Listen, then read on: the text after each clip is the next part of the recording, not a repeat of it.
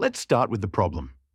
In a typical microservices setup, you might have dozens of services: users, orders, payments, inventory, and notifications. Each one runs independently with its own API, URL, and authentication. Now imagine your mobile app or web front end trying to connect to all of them directly. It's like having 20 different doors, 20 different keys, and 20 different languages to speak. It quickly becomes a nightmare for developers and a bottleneck for performance. That's why we need a single entry point to manage all communication, the API gateway. The API gateway is the front door of your microservices system. It's a single service that receives every client request, then decides how to handle it, whether to route it, transform it, or combine multiple responses into one. You can think of it as the reception desk of a big company. The client talks to one person, the gateway, and it takes care of the rest.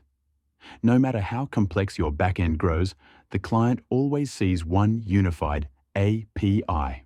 Without a gateway, every client must handle authentication, multiple endpoints, and data aggregation by itself. With a gateway, you offload all that logic to one place. For example, when your front end requests a user dashboard, the gateway can fetch user info, recent transactions, and notifications from different services, and return them together. The result?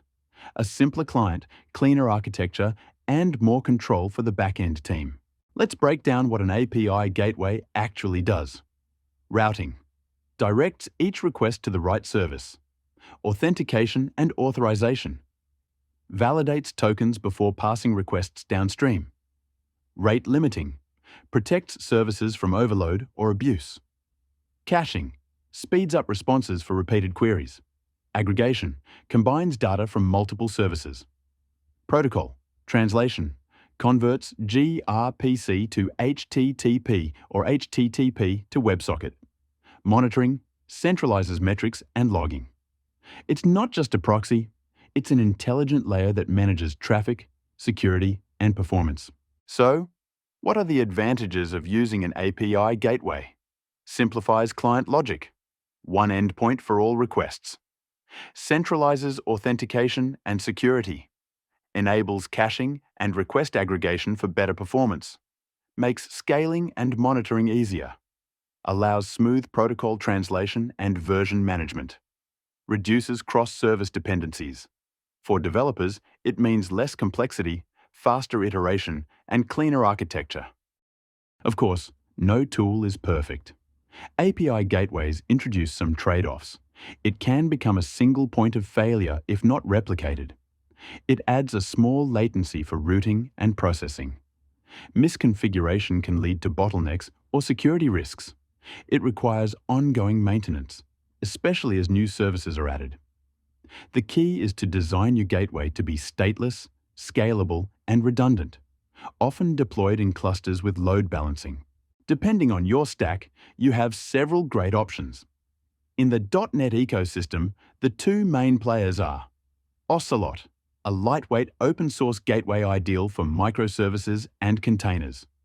YARP, yet another reverse proxy, built by Microsoft for .NET 8 with high performance.